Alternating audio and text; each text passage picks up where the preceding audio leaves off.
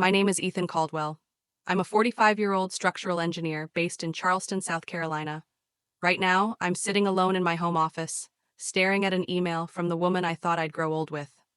Natalie, my wife of 12 years, was supposed to be at a mindfulness retreat in Colorado. The email came through at 10:28 p.m. her time. No greeting, no explanation. Just a single line. I've moved the inheritance to my personal account. It's better this way.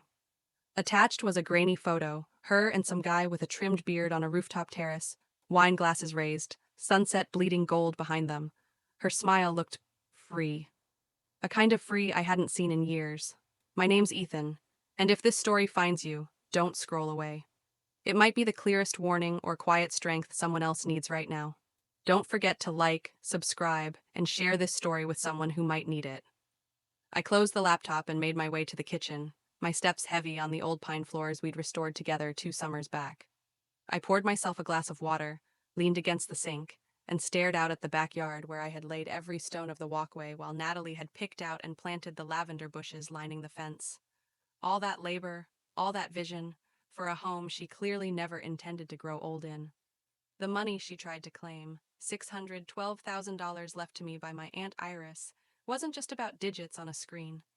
It was sacrifice, legacy, the life savings of a woman who took me in when I lost my parents in high school, who worked 2 jobs for years just to make sure I never gave up on becoming an engineer. She left it all to me with one simple message: use this to build something real. But what Natalie didn't know was that I had already started. I stood in the dim kitchen, the hum of the refrigerator suddenly louder in the silence Natalie had left behind. No missed calls, no follow-up text asking if I'd seen the email, just that cold, final statement and a photo I couldn't unsee.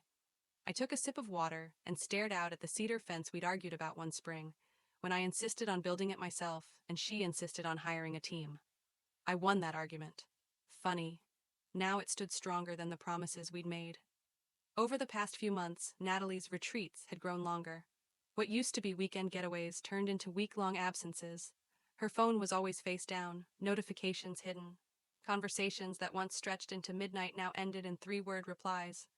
And then, there were the questions, carefully casual ones, about the inheritance, where exactly it was kept, whether it was in one place or spread out. At the time, I chalked it up to curiosity, or trust, maybe both. But now, looking back, I could see it clearly. She had already begun writing herself out of our life together. Her email made no effort to soften the blow. No Ethan, no I'm sorry, not even a reason, just a transaction. Like I was a ledger entry she was done reconciling. I opened the laptop again, read her message once more, this time with the clarity that comes when you stop hoping someone will change. I typed 6 words. Thanks for letting me know. Then I hit send, drained the last of my water, and climbed the stairs to our bedroom. The same bedroom that used to smell like fresh linens and her lavender oil diffuser now felt foreign, wide, cold, and quiet. I slept on my side of the bed that night, and despite everything, I slept better than I had in months, because for the first time in a long time, I wasn't waiting for her to come back. That inheritance, $612,000, wasn't just money, it was memory. It was my Aunt Iris in every sense: resilient, intentional, quietly powerful. She was the woman who held my hand at my parents' funeral when no one else knew what to say, who filled out my FAFSA forms late at night after 12-hour nursing shifts, who paid for my textbooks when I didn't have the courage to ask. And when cancer took her, swift and cruel, she left behind everything she had built: neatly managed investments, a modest home in Beaufort, and one handwritten note inside the trust documents. Build something real, Ethan. Something that will outlive both of us.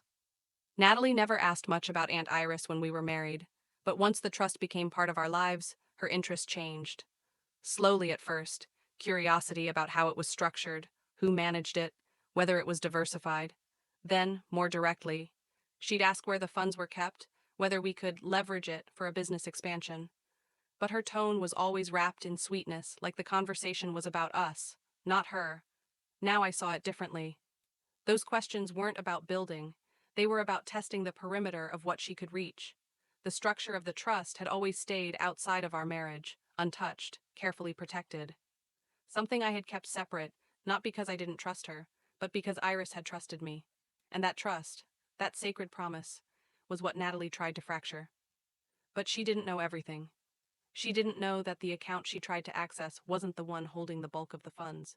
She didn't know the safeguards Iris had insisted on, or the extra layer I had added once I started to feel the air shift between us. Her email wasn't a victory, it was evidence. She thought she'd made her move, but really, she'd just made mine inevitable. I met Natalie 16 years ago at an industry seminar in Raleigh. She was vibrant, sharp, pitching a wellness concept that blended nutrition, mindfulness, and design. I was 5 years into my career, still drafting parking decks and medical clinics, hungry for anything that resembled creativity. She asked if I'd consider helping her design her first studio space. I said yes, and within a year, we were dating. Within 3, we were married. We settled in Charleston, bought the old Craftsman near Baxter Park, the one with the wraparound porch she'd fallen in love with the moment we pulled into the driveway. She planted roses by the railing. I restored the original woodwork by hand. We didn't have children. That was her decision. The business is my baby, she always said, and I respected that. My work, my structures, were mine. For the first 8 years, it worked. She grew her brand, organic supplements, yoga retreats, a skincare line. I expanded my firm, took on bigger contracts, landed a commercial waterfront project that put us on the map. We traveled. We threw dinner parties that people remembered. We were that couple, coordinated, polished, inspiring, at least on the outside. But things shifted when Aunt Iris got sick. I took a leave and moved to Beaufort to care for her. Natalie visited twice in 6 months. Hospitals drain me, she said, and I didn't argue. Part of me understood, until she stopped calling as often, until she began talking more about scaling her business and less about what I was facing. When Iris passed, I came home with grief tucked deep in my chest and a folder of trust documents under my arm. The inheritance caught me off guard, so carefully managed, so much more than I expected. Natalie was surprised too. That night, over seared salmon and a glass of Pinot, she suggested we invest it into expanding her product line. I need to think about what Iris would have wanted, I replied gently. It was the first time I saw something flicker in her eyes, not disappointment, calculation, a hairline crack, not yet a break, but it was the beginning of the truth pressing through. In the months that followed, the cracks widened. Natalie's work trips multiplied. Her supplier meetings took her from Asheville to Sedona to Vancouver, all in the name of wellness research. I didn't question them at first. We'd always given each other space. But something changed. Her calls became shorter. Her voice turned clipped. Once, I heard laughter in the background, warm, private, the kind of laugh she hadn't used with me in years. "Just Mia from the retreat," she said when I asked. Mia had left the company 6 months ago. I didn't correct her. I just listened, nodded, and watched as she poured herself another glass of wine, changed the subject, and disappeared upstairs. One afternoon, our neighbor Ben, a retired fire chief, dropped off a basket of peaches from his backyard. "By the way," he added, "I saw Natalie get dropped off last week. Figured you were out of town?" I had been in Atlanta for a 2-day seminar. "It was late," he continued. "Great car. Tesla, I think." I thanked him and moved on. Didn't press, but I filed it away. A week later, I tried to access our joint budgeting app, something we'd used for years without issue. The password had been changed. Same with the banking dashboard. When I asked her, she smiled vaguely and said, "I updated everything for security. I'll text it to you." She never did. Then came the questions again. Subtle, laced into harmless conversation. "Do you think we should consolidate our accounts? Streamline access? It's so messy having so many different logins." I didn't argue. I said I'd talk to Jerry, my financial advisor, and left it at that. But I knew. By then, I knew. I knew she was no longer planning a future with me. She was planning around me. And whatever she was setting up, financially, emotionally, physically, it no longer included a shared last name, or a porch full of lavender, or quiet mornings with mismatched coffee mugs. It was no longer about retreating. It was about replacing. 2 weeks before her final so-called retreat, I got a call from Jerry Lynn, my firm's financial advisor. His tone was unusually sharp. "Ethan," he said, "we've flagged several failed attempts to access your trust accounts. Someone's using your personal info but can't get through the security protocols." "Which accounts?" I asked, though I already knew. "The ones tied to the inheritance." I thanked him, ended the call, and sat at my desk for a long while, just staring at the blueprints scattered across it. I had designed skyscrapers that withstood hurricanes, but somehow missed the slow erosion of the foundation right beneath my own roof. That night, Natalie came home buzzing from a hot yoga class, cheeks flushed, voice light. As we made dinner, she leaned against the counter, slicing bell peppers, and said, "We should just simplify everything. Too many passwords, too many accounts. What's the point of making things complicated?" She didn't look at me when she said it. "You're probably right," I replied, neutral. "I'll talk to Jerry about it." The next morning, I drove 2 hours to Beaufort, where Aunt Iris's lawyer, Caroline Weller, had handled her estate for over 2 decades. I sat across from Caroline in her modest office with its faded seascape paintings and the smell of lemon polish. I didn't speak with anger or accusation, just facts. Caroline listened carefully. Then she nodded once, firmly. "Your aunt was smart to set this up as an irrevocable trust. The assets are protected, Ethan. Even if you were to divorce tomorrow, Natalie would have no legal claim. If someone tried to transfer anything—" Her voice tightened. "That's attempted financial fraud, and we'd have legal grounds to respond immediately." I breathed slower than I had in days. "I want documentation," I said. "Every attempt tracked, and a system that flags any access, authorized or not." Caroline nodded. "I'll notify the trust administrators today." By the time I got home, Natalie's suitcase was by the door. "I might extend this one," she said casually. "Really dive deep into the practice." I helped load her bags into the trunk, kissed her cheek, and watched her drive away without turning back. Then I walked inside, closed the door, and opened my laptop.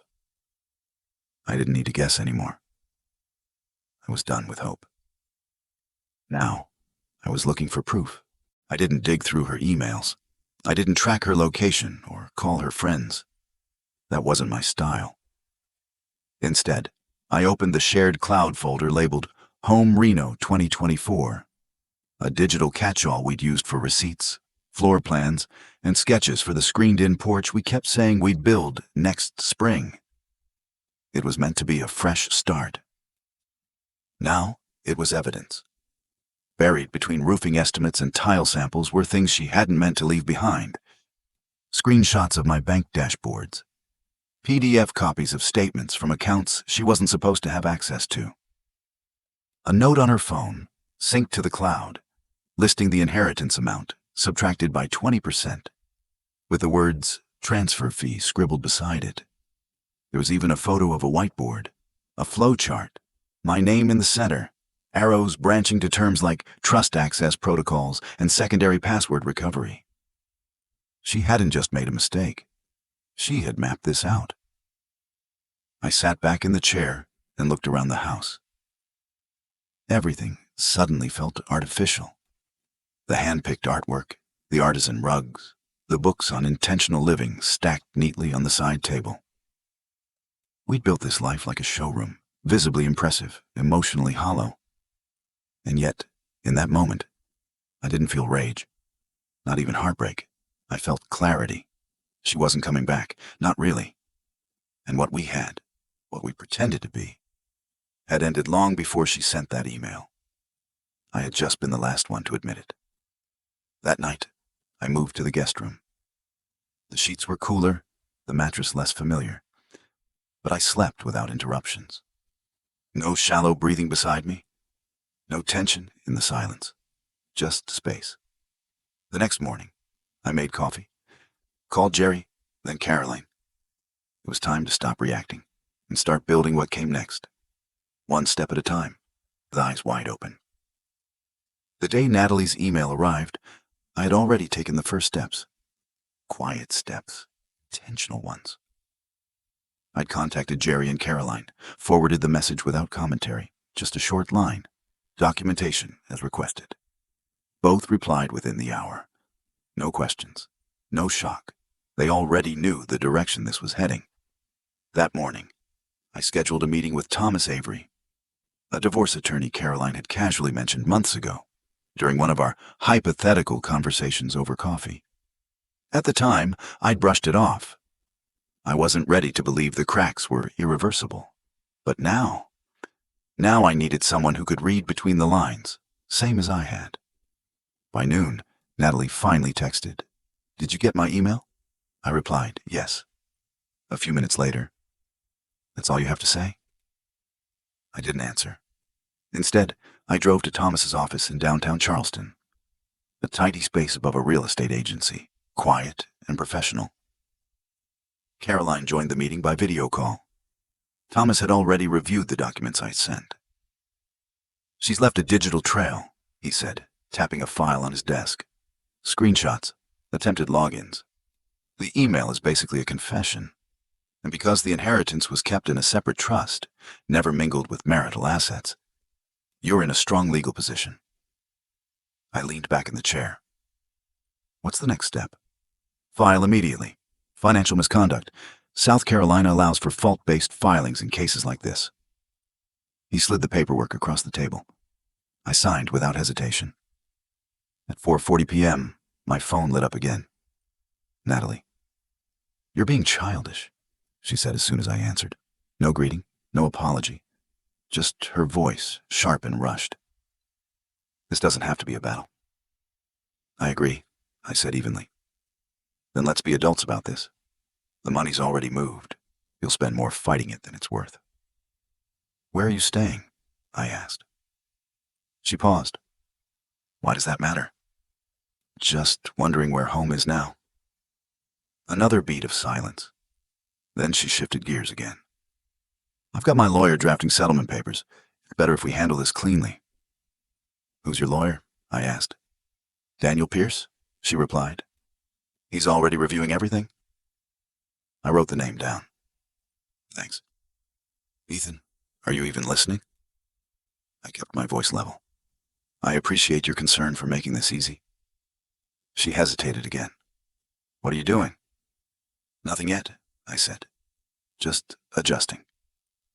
What she mistook for surrender was strategy. After we hung up, I called Thomas again and gave him the name, Daniel Pierce. He paused, then said quietly, "Pierce is competent, but he doesn't like surprises. Let's give him one."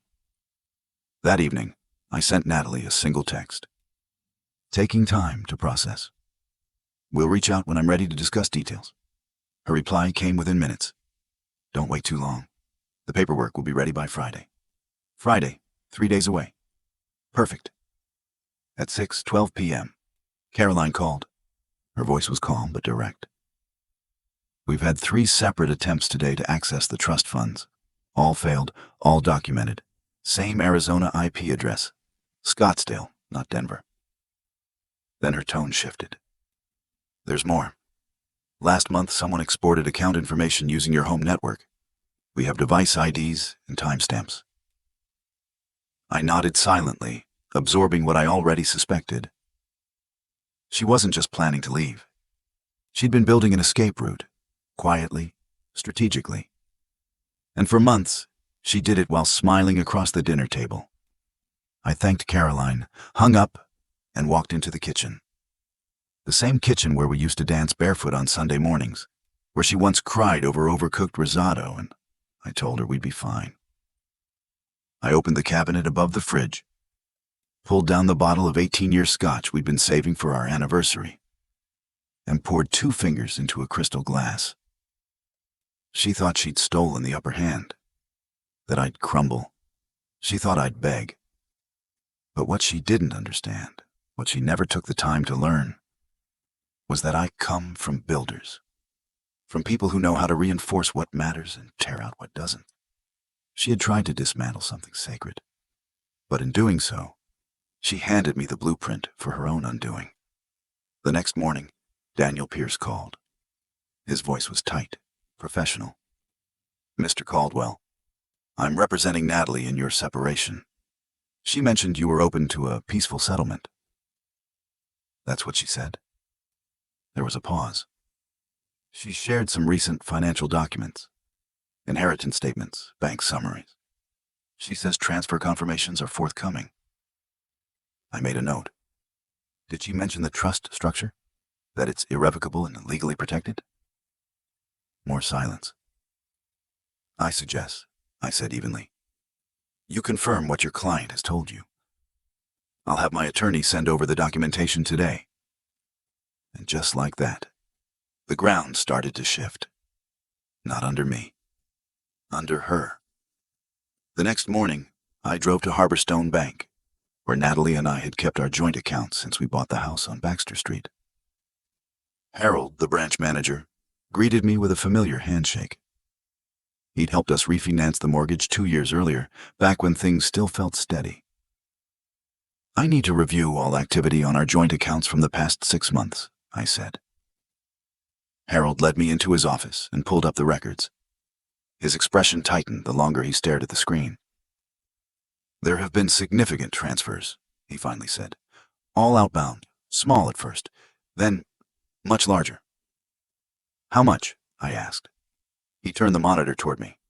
It felt like a punch to the chest. $2,000, $3,500, then a $12,000 withdrawal. A $47,000 transfer 2 weeks ago, all sent to the same receiving account. Not one I recognized. "Is that with Harborstone?" I asked, pointing at the number. He checked. "Number that account's at North Cove Credit Union." I'd never heard of it. "Can you print a full transaction report?" "Of course." While Harold printed the documents, my phone buzzed. A message from Thomas. "Pierce just requested an urgent meeting." His tones changed. By the time I returned to Thomas's office, the picture had become clearer. The North Cove account had been opened 8 months earlier, in Natalie's name only. The address tied to it wasn't ours. It was an apartment rental in Scottsdale. "She's been building a new life," Thomas said. "While still funding it with mine," I added. We were reviewing the records when Thomas's assistant stepped in. "Pierce is on the line." Thomas picked up. "Go ahead." "I've received the trust documentation," Pierce said tightly. "It appears my client may have misrepresented certain facts, including her access to the inheritance." Thomas was quiet for a beat. "You mean she lied?" Pierce cleared his throat. "Given these revelations, I'd like to discuss revised settlement terms." Thomas leaned back in his chair. "My client has already filed for divorce. Financial misconduct. The evidence stands." After the call ended, Thomas looked at me. "He'll drop her, probably by tonight." I didn't feel relief. Not yet, because this wasn't just a betrayal. It was a blueprint, meticulously drawn, of someone who knew exactly what they were doing, and I needed to know who had helped her draw it. There was still one question that kept circling in my mind, not about money or assets or even legal outcomes. It was about him. The man in the photo. The one standing beside Natalie on that balcony in Scottsdale with a sunset behind them and a smile she hadn't worn for me in years. I didn't want confrontation. This wasn't about revenge. I just needed to understand what I'd missed. What she had hidden in plain sight while we were still sharing breakfast, planning renovations, and pretending we were okay. I called Thomas. "I need to know who he is." He didn't ask why. He simply replied, "I'll have someone look into it." That evening, as I was sorting paperwork at the kitchen island, the doorbell rang. A courier stood there, envelope in hand. Delivery for Ethan Caldwell. Inside was a formal letter from Daniel Pierce, announcing his withdrawal as Natalie's legal representative, with copies sent to both her and the court. Attached was a short note from Thomas, written in his usual direct tone. First domino. Minutes later, my phone lit up. Natalie. I let it go to voicemail. She called again and again. Then came the message. What the hell did you do? I didn't answer. I finished my sandwich, rinsed the plate, and sat down with my laptop. An email from Caroline had just come in. Subject line, update. The trust company had concluded their investigation. Multiple unauthorized access attempts, logged, time-stamped, and tied to the Scottsdale IP. Even more revealing, they'd found earlier attempts originating from our home network, downloads, screenshots, data exports. The kind of trail you only leave behind when you're confident no one's watching. No action required at this time, Caroline wrote. But this path remains open. I forwarded the report to Thomas. At 9:07 p.m., another text from Natalie. We need to talk now. I replied, through your new attorney, when you have one. Her next message was defensive. You've completely overreacted. I was angry. I didn't actually move anything. I stared at the screen, then typed, that's not what the access logs show. A long pause, then, what access logs? I didn't respond immediately. I just sent one more question. Who is he? 20 minutes of silence. Then finally, this isn't about him. Name? I typed again. Another pause. Then, Jason Bellamy. He's just a friend helping me process things. A former investment broker, now yoga instructor in Scottsdale. A man who built trust the same way she used to, calm words and practice stillness. But I wasn't still anymore. And I wasn't blind. The next morning, I walked across the street to Ben's porch. He was watering his wife's potted succulents, as he always did, around 8 a.m. Ben, I said, that guy you mentioned, the one who dropped Natalie off, would you recognize him again? Ben wiped his hands on his flannel and nodded slowly. Tall guy, beard, gray Tesla. He was here more than once, I think. Quiet. Dressed like someone who wants you to think he's not wealthy. I pulled out my phone and opened the photo from Natalie's email, the one I'd stared at too long, too many nights. Is this him? Ben squinted, leaned in, then nodded. Yeah, that's the guy. I saw him here at least 5, 6 times while you were out of town. Would you be willing to make a statement? No hesitation. Just let me know what you need. I thanked him, feeling something settle. Confirmation, not surprise. Back home, I forwarded Ben's information to Thomas, then opened Jason Bellamy's profile on LinkedIn. Former VP at a boutique investment firm in Seattle. Resigned 3 years ago. Now co-founder of a yoga and retreat brand based in Scottsdale. He'd rebranded himself completely, financial savant turned soul healer. A curated path for people like Natalie who crave transformation without accountability. At 11:03 a.m., Thomas called. We've got a complication. Natalie just hired Philip Warren. I knew the name, a high-profile divorce attorney with a reputation for aggressive litigation. He was expensive, but effective. He's requested an emergency hearing, Thomas continued. Claims your wife has evidence that all financial activity was consensual, jointly agreed upon. Monday morning, 3 days. I looked at the printouts on my desk. The Scottsdale address, the hidden account, the joint account records showing $178,000 drained across 6 months.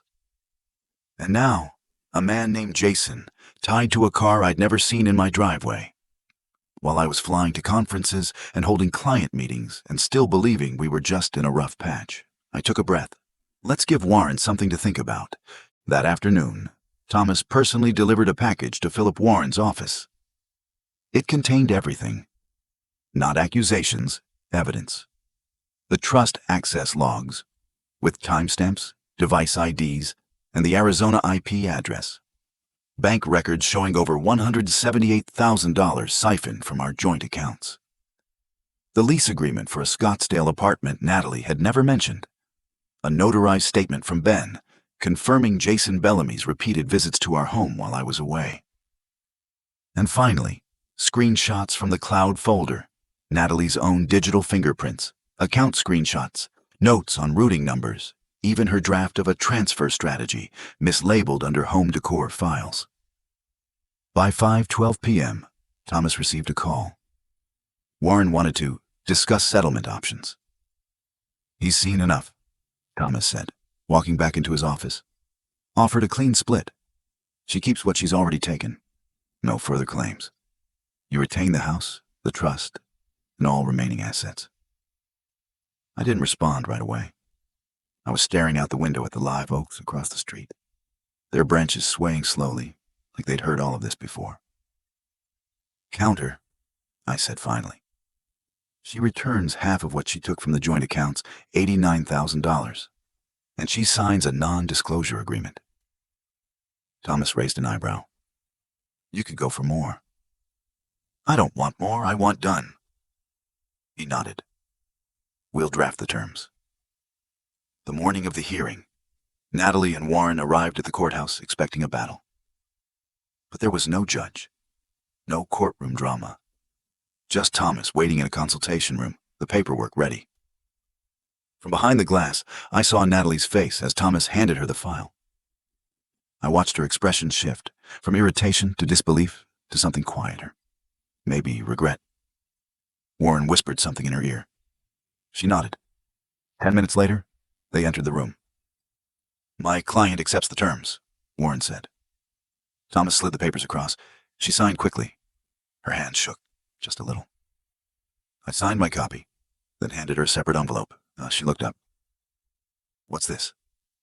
The passwords, I said. Alarm system, cloud storage, anything you might have forgotten. For a moment, she just looked at me, as if she couldn't tell whether I was being kind or final. Maybe it was both.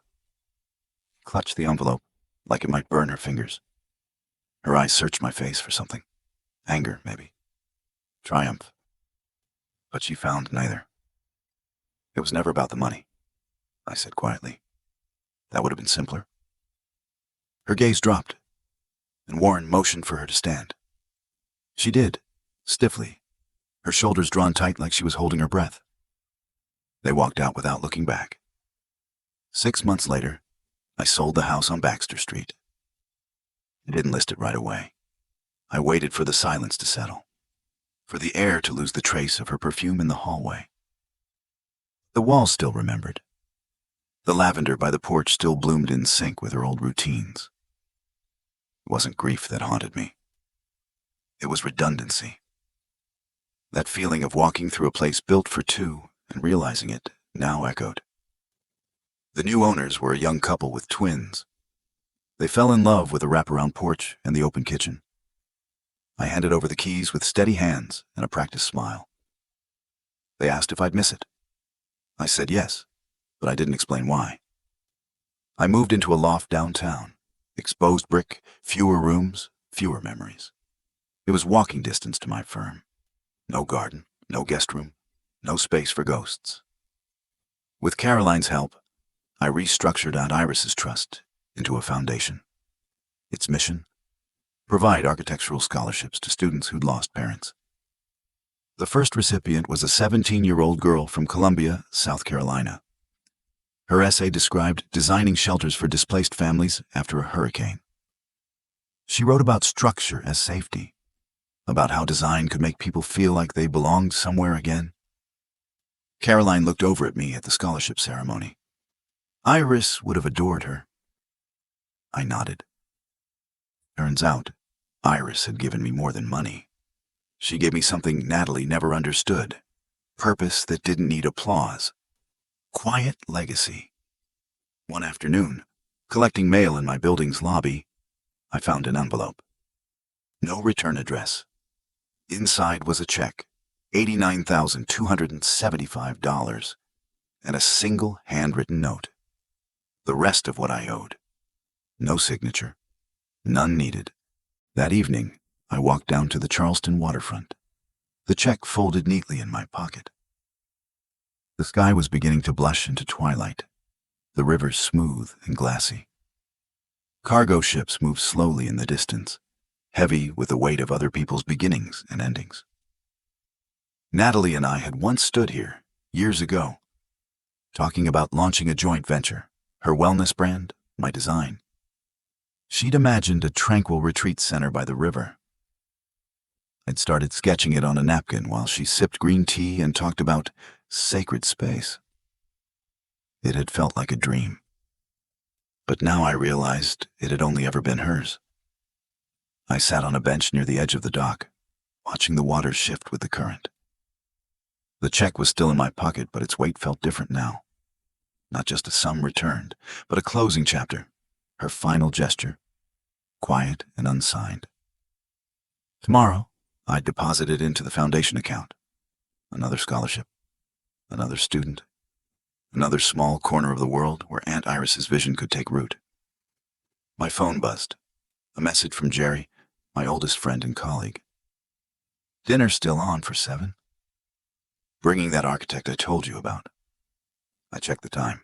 Enough to walk home, change, and make it across town. Enough to say yes to whatever came next. As I stood, I took one last look at the river. Not in mourning, but in motion. I wasn't the same man who stood there years ago, believing permanence came from shared plans or perfectly drawn blueprints. Now, I understood something deeper. Sometimes, the strongest response to betrayal isn't retaliation. It's rebuilding, deliberately, quietly, without needing anyone else's permission. And this time, I'd build for me. The restaurant sat tucked beneath an ivy-covered building just off King Street, warm lighting spilling through its windows like an invitation. I arrived a few minutes early, asked for a table under Jerry's name, and took a seat near the corner, quiet, with a view of the street. I hadn't been out like this in a while. Not for work, not for appearances, just for life. A few minutes later, Jerry walked in, followed by a woman in a slate blue blazer, carrying a leather sketchbook and a quiet confidence that reminded me of someone I used to be. Leah Benton, an architect from Asheville. Jerry had been mentoring her through a regional design initiative. She smiled, shook my hand, and slid into the seat across from me like we were old colleagues. The conversation flowed easily.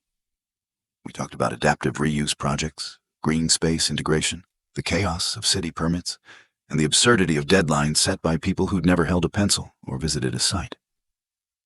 But under it all, there was something lighter. No agendas, no angles. Just connection. Leah mentioned she'd once designed a grief counseling center in the Blue Ridge. Said she believed architecture wasn't just about structures, but memory. Sometimes, she said, you're not designing for what's there. You're designing for what someone lost. Her words stayed with me long after the plates were cleared. After dinner, I walked home alone. The Charleston air still warm, even after sunset. I passed by storefronts closing down for the night, their windows dimming one by one. Back at the loft, I stood by the window overlooking the quiet street. The foundation papers sat on my desk, waiting to be reviewed again before Monday. Another student application had arrived that afternoon. This one from a boy in Alabama who sketched homes for flood victims in his notebook between shifts at a local diner. I thought of Iris, of how she built legacy through sacrifice, of how Natalie, in trying to take it, had only sharpened my understanding of what it meant to protect something real. Maybe healing doesn't always look like closure. Sometimes it looks like new conversation. Sometimes it looks like choosing dinner. Or simply choosing again. Sunday morning came soft and unhurried. The light filtered through the loft's tall windows, casting warm lines across the concrete floor. I brewed coffee, just 1 cup now, and stood by the counter, watching the city slowly come alive.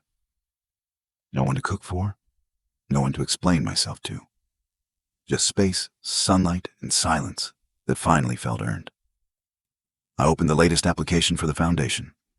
A girl from Biloxi, 17. She'd lost her parents in a car accident 2 years ago and had been living with an aunt ever since. Her portfolio wasn't polished, but her sketches had feeling, depth in the lines, sorrow in the spaces. One note on the bottom of a drawing caught me. Design is how I hold on to the people I've lost. I sat with that for a while. Later that afternoon, I walked to the waterfront again. Same bench, same slow current, but I wasn't carrying anything in my pocket this time. No check, No final letter. No unspoken grief. Instead, I thought about Aunt Iris. About how she'd never asked me to succeed for her, only to build something that mattered. And maybe that's what I was finally doing, not just professionally, but personally. Not proving anything, not surviving, just being, fully. My phone buzzed. A message from Leah. Let me know if you want to grab coffee again sometime. No pressure, just good conversation. I smiled, then typed back, I'd like that. As I headed home, I passed the corner bodega where Natalie used to pick up fresh flowers every Saturday. I hadn't thought about that ritual in months. Funny how something can once feel like a rhythm, and later, a performance. But I didn't feel bitterness, only distance, and maybe a quiet kind of gratitude. Because endings don't always come with explosions or grand reveals. Sometimes they whisper. And if you listen closely enough, you realize they're not endings at all, just the sound of a different beginning. My name is Ethan Caldwell, and if this is your first time hearing my story, pause for just a moment. Please take a second to subscribe, like, share, or leave a comment. You never know who might need to hear this next part. It happened on a Tuesday evening. I was sitting at the same bench by the Charleston waterfront, the one that had somehow become a silent witness to everything. My grief, my clarity, my healing. The sky had begun its quiet fade into dusk when I heard a voice behind me. Ethan. I turned. A woman stood there, early 30s, dark hair pulled into a loose braid, soft eyes that carried history. I'm Rachel Marks, she said gently. I used to work with Natalie. We were friends once. I didn't speak. I just gestured to the bench beside me. She sat down, took a breath. I'm not here to justify her. I just thought you deserved to know. Some of us saw it happening. The lies, the way she talked about the inheritance, Jason, the studio shifts. I tried to say something once. She shut me out. I stayed quiet, letting her words settle like the tide around us. You weren't blind, she said. You just believed in someone who stopped telling the truth. The breeze picked up and I exhaled, slow. Thank you, I said. And I meant it. Some truths don't arrive in courtrooms or bank statements. They arrive in moments like this, unexpected, quiet, and deeply human.